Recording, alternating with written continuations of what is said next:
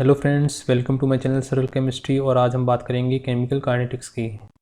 तो chemical kinetics रसायन विज्ञान की वह शाखा है जिसमें हम विभिन्न अभिक्रियाओं के वेगों का क्या करते हैं, अध्ययन, और उन कारकों का अध्ययन करेंगे जिन कारकों के कारण अभिक्रियाओं का वेग क्या होता है, प्रभावित। ठीक है, अब बात करते हैं अभिक्रिया के वेग की, यानी रेट ऑफ रिएक्शन की। तो समय के साथ किसी अभिक्रिया के क्रियाकारकों अथवा उत्पादों की सांद्रता में परिवर्तन को हम क्या कहते हैं, अभिक्रिया का वेग अथवा अभिक्रिया की गति।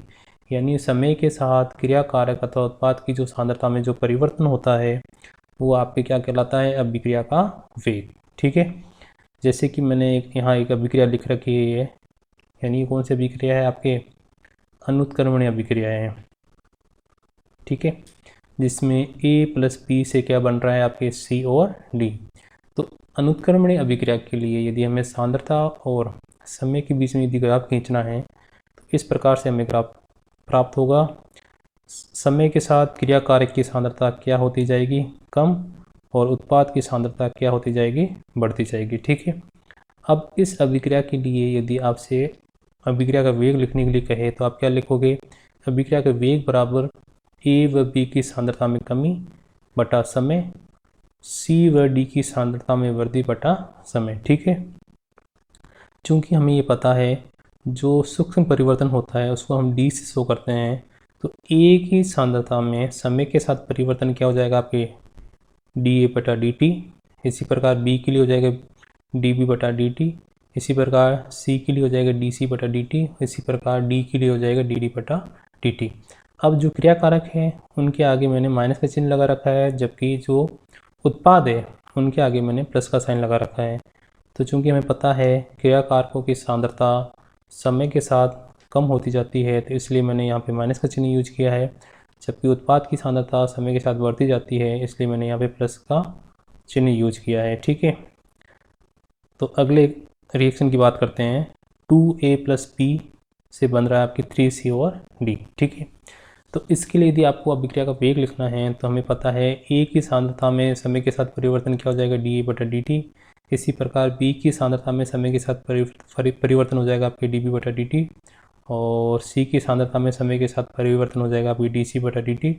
इसी प्रकार D के लिए हम लिख देंगे dd बटा dt। अब एक चीज़ ये ध्यान रखनी है कि जो भी आगे इनके अंक दे रखा है, जैसे A के आगे 2 दे रखा है और C के आगे कितना दे रखा है, 3, तो इन अंकों को हमें भाग के रूप में नीचे लेके जाना है। यानी इसका हो जाएगा 1/2 और इसका हो जाएगा 1/3। ठीक है, जैसे ये मैंने जो ग्राफ बनाया है वो अनुत्क्रमणीय अभिक्रिया के लिए बनाया है। यदि आपसे कोई पूछे कि उत्क्रमणीय अभिक्रिया के लिए आपको सांद्रता और समय के बीच में क्या खींचना है, ग्राफ, तो आपको इस प्रकार से ग्राफ बनाना पड़ेगा, सांद्रता बटा समय, और इस प्रकार से आपको क्या मिलेगा, एक ग्राफ। ये हो गया क्रियाकारक और ये हो गया उत्पाद की सांद्रता। यानी एक ऐसा पॉइंट या एक ऐसा समय आएगा जहाँ पे क्रियाकारक और उत्पाद की सांद्रता में क्या स्थापित हो जाएगा, साम्य। ठीक है, एक ग्राफ आपसे और ये पूछ सकता है, यदि क्रियाकारक की सांद्रता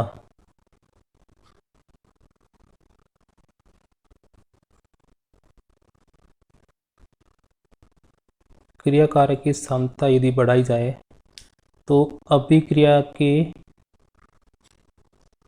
वेग पे क्या प्रभाव पड़ेगा। तो क्रियाकारक की सांद्रता बढ़ाने पर अभिक्रिया का वेग भी क्या होता जाएगा, बढ़ता जाएगा। तो ये 3 ग्राफ आपको अच्छे से याद रखने हैं। अब बात करते हैं एक सामान्य अभिक्रिया के लिए। हमें यदि अभिक्रिया का वेग लिखना हो तो Ma प्लस NB से बन रहा है PC और QD। तो इसके लिए हम अभिक्रिया का वेग लिखेंगे 1/m dA बटा dt, 1/n dB बटा dt, 1/p dC बटा dt और 1/q dd बटा dt। अब इस जो अभिक्रिया है, इस अभिक्रिया में यदि आपसे पूछे कि A की विलुप्त होने की दर क्या होगी, तो हमें कुछ नहीं करना है, हमें जो ये m दे रखा है यानी 1/m है, इस m को अभिक्रिया के वेग से क्या करना है, गुणा। तो हमारे पास क्या प्राप्त हो जाएगा, a की विलुप्त होने की दर। इसी प्रकार आपसे पूछे कि b की विलुप्त होने की दर क्या होगी, तो हमें n से अभिक्रिया के वेग को क्या करना है, गुणा करना है। ठीक है। और यदि आपसे पूछे कि c के बनने की दर क्या होगी, तो c के बनने की दर क्या होगी, जब हम अभिक्रिया के वेग को p से गुणा कर देंगे तो हमारे पास c के बनने की दर प्राप्त हो जाएगी। इसी प्रकार यदि आपसे पूछे कि d के बनने की दर क्या होगी, तो हमें q को अभिक्रिया के वेग से क्या करना है, गुणा। ठीक है। ये एग्जाम्पल दे रखे हैं और इनका सॉल्यूशन मैं इस चैप्टर के एंड में आपको क्या करवाऊंगा, प्रोवाइड। ठीक है। अब बात करते हैं अभिक्रिया वेग की इकाई। तो हमें पता है अभिक्रिया का वेग क्या होता है, अभिक्रिया का वेग जो होता है वो होता है dx/dt, यानी सांद्रता में समय के साथ परिवर्तन क्या कहलाता है, आपके अभिक्रिया का वेग। तो सांद्रता का जो सांद्रता का जो मात्रक होता है वो होता है आपके मोल प्रति लीटर, और समय का क्या होता है, सेकंड। तो अभिक्रिया के वेग की इकाई क्या आ जाएगी, मोल प्रति लीटर प्रति सेकंड। ठीक है। अब नेक्स्ट टॉपिक की बात करते हैं, तात्क्षणिक वेग। तो समय के किसी क्षण पर यदि आपसे कहे कि वेग निकालो, तो वो वेग क्या कहलाएगा, आपके तात्क्षणिक वेग। क्या कहलाएगा, तात्क्षणिक वेग। तात्क्षणिक वेग निकालने के लिए हम सामान्यतः क्या यूज करते हैं, ग्राफ। जैसे कि इस ग्राफ में किस किस के बीच, पहली बात ये ग्राफ किसके बीच में, सांद्रता और समय के बीच में। तो क्रिया कारक की सांद्रता समय के साथ क्या होती जाती है, कम। तो इसमें यदि आपसे पूछे कि 10 मिनट पर अभिक्रिया का वेग क्या होगा, यानी पर्टिकुलर टाइम पे वो अभिक्रिया का वेग आपसे ज्ञात करने के लिए कह रहा है, तो इस पर्टिकुलर टाइम पे जो आप अभिक्रिया का वेग निकालोगे वो कहलाएगा आपके तात्क्षणिक वेग। क्या कहलाएगा, आपके तात्क्षणिक वेग। ठीक है।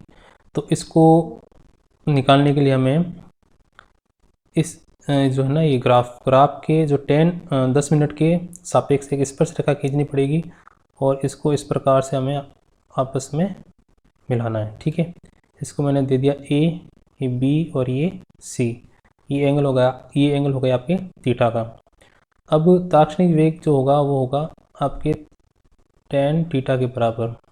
तो ये हो जाएगा आपके b माइनस ए बटा सी माइनस बी, यानी अंतिम बिंदु माइनस प्रारंभिक बिंदु। ठीक है। तो b के लिए मान हो गया आपके 5, a पे मान है 10 बटा 15 माइनस 5। तो ये हो जाएगा आपके माइनस के 5 बटा 10, यानी माइनस के 0.5 मोल प्रति लीटर, यानी 10 मिनट पर अभिक्रिया का वेग क्या हो जाएगा, आपके माइनस के 0.5 मोल प्रति लीटर प्रति सेकंड। ठीक है। अब बात करते हैं वेग नियम की, यानी रेट लॉ की। तो रेट लॉ क्या कहता है कि किसी अभिक्रिया का वेग उसके क्रिया कारकों की सांद्रताओं के गुणनफल के क्या होता है, समानुपाती। यदि इस अभिक्रिया के लिए यदि आपको वेग नियम लिखना है तो आप लिखोगे अभिक्रिया का वेग समानुपाती a की पावर a और b की पावर b, यानी a और b की सांद्रताओं के गुणनफल के क्या होता है, समानुपाती।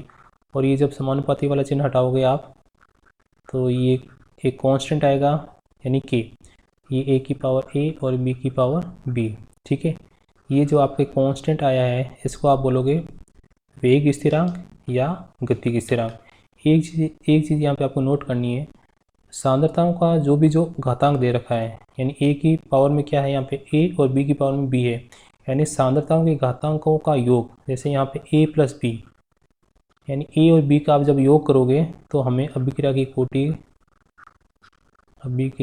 कोटि हमें क्या होगी, प्राप्त होगी, यानी ऑर्डर ऑफ रिएक्शन। ठीक है।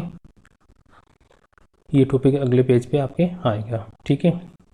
अब यदि समस्त क्रिया कारकों की सांद्रता का मान कितना हो, इकाई, यानी जो आपने सांद्रता ले रखी है वो कितनी ले ली आपने, 1 मोल प्रति लीटर, तब dx/dt बराबर क्या हो जाएगा, k। अब ये जो k है वो आपके क्या कहलाएगा, विशिष्ट अभिक्रिया वेग। क्या कहलाएगा, विशिष्ट अभिक्रिया वेग। अब बात करते हैं वेग स्थिरांक के मात्रक की, जो कि आपके क्या है, इम्पोर्टेंट। इसके लिए आपको ये सीधा फॉर्मूला याद रखना है, k बराबर लीटर प्रति मोल n-1 सेकेंड इनवर्स। यहाँ पे n जो है वो है आपके अभिक्रिया की कोटि, यानी 0, 1, 2 इस प्रकार ये चलती रहेगी। ठीक है, तो मैंने यहाँ इक्वेशन दे रखा है कि शून्य कोटि की अभिक्रिया के लिए वेग स्थिरांक के मात्रक की गणना कीजिए। तो शून्य कोटि के लिए n का मान कितना हो जाएगा, 0।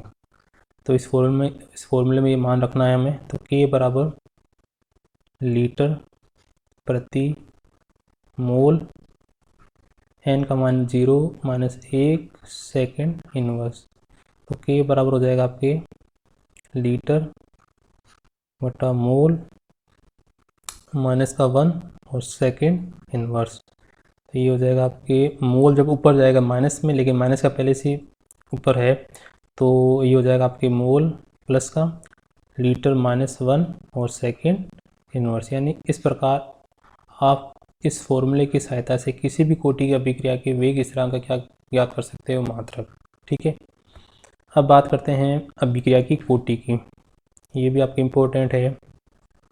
तो अभिक्रिया की कोटि का मतलब क्या होता है कि अभिक्रिया की कोटि का अर्थ उस अभिक्रिया में भाग लेने वाले क्रियाकारकों के अणुओं तथा परमाणुओं की संख्या से है, जिस पर अभिक्रिया का वेग क्या करता है, निर्भर करता है। ठीक है, यानी किसी भी अभिक्रिया में जैसे 100 अणुओं ने भाग लिया, तो ज़रूरी नहीं है कि अभिक्रिया का वेग सभी 100 अणुओं पर डिपेंड करे। हो सकता है 80 पे करे, हो सकता है 50 अणुओं पे अभिक्रिया का वेग डिपेंड करे। वो हमें कैसे प्राप्त होगा, जब हम इसको प्रयोग के द्वारा सिद्ध करेंगे। ठीक है, अब जैसे एक रिएक्शन लिख रखी है, ए से बन रहा है प्रोडक्ट, तो इसके लिए अभिक्रिया का वेग क्या होगा, R बराबर K1 A⁻1, यानी अर्थात यह अभिक्रिया प्रथम कोटि की है, क्योंकि इसमें अभिक्रिया का वेग A की सांद्रता के प्रथम घातांक के क्या है, समानुपाती, यानी प्रथम घातांक पर निर्भर करती है।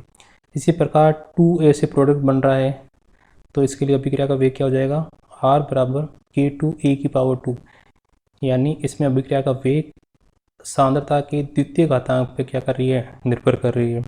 इसी प्रकार ए बी से प्रोडक्ट बनता है, तो आर बराबर हो जाएगा ए और बी, यानी ये दोनों एग्जाम्पल द्वितीय कोटि की अभिक्रिया के हैं।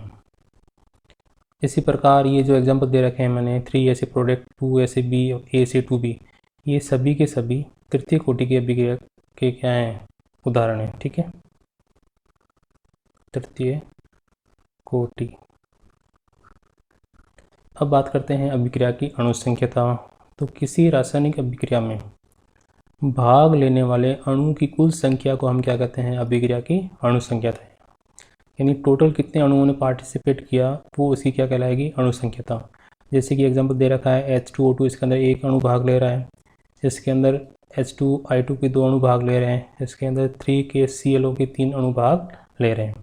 अब अणुसंख्यता और कोटि के अंदर अंतर, तो जो अणुसंख्यता है वो एक सैद्धांतिक पद है, यानी इसके अंदर हम कह रहे हैं एक H2 का और एक I2 का, यानी 2 मॉलिक्यूल भाग ले रहे हैं, इसमें 3 KClO के मॉलिक्यूल भाग ले रहे हैं, यानी कैसा है, सैद्धांतिक पद है। जबकि कोटि क्या है, इसका मान प्रयोग द्वारा क्या होता है, निर्धारित होता है। यानी जैसे पिछले मैंने पेज पर आपको बताया कि किसी अभिक्रिया में 100 अणु भाग ले रहे हैं, तो ज़रूरी नहीं है कि 100 के 100 अणु पे अभिक्रिया का वेग डिपेंड करें। हो सकता है 80 पे करे, हो सकता है 70 पे करे। तो ये हमें कैसे फाइंड आउट होगा, जब हम प्रयोग के द्वारा उसका क्या करेंगे, निर्धारण करेंगे। ठीक है, अणुसंख्यता का मान हमेशा आपके क्या होगा, धनात्मक, कभी भी नेगेटिव वैल्यू अणुसंख्यता की नहीं होगी, और ये हमेशा पूर्ण संख्या के रूप में होगी, यानी 1, 2, 3, 4, कभी भी आपके 1/2, 3/4 इस प्रकार से हमें अणुसंख्यता देखने को नहीं मिलेगी। अब बात करते हैं कोटि की, तो इसका मान आपके शून्य भी हो सकता है और ऋणात्मक भी हो सकता है और भिन्नात्मक के रूप में भी हो सकता है। यानी ऋणात्मक के रूप में कब होता है, एक एग्जाम्पल आपने पढ़ा होगा, जब ओजोन जो है वो O2 में जब चेंज होती है तो इसमें ऑक्सीजन के सापेक्ष अभिक्रिया की कोटि का मान क्या होता है, -1। ठीक है, तो इस प्रकार से आपको ये 3 अंतर याद रखने हैं, ये इम्पोर्टेंट है और लगभग हर साल कोई ना कोई एग्ज़ाम के अंदर ये पूछे जाते हैं। ठीक है, अब बात करते हैं समाकलित वेग समीकरण की। ये जो टॉपिक है वो अगले वाले आपके वीडियो के अंदर लेके आऊँगा।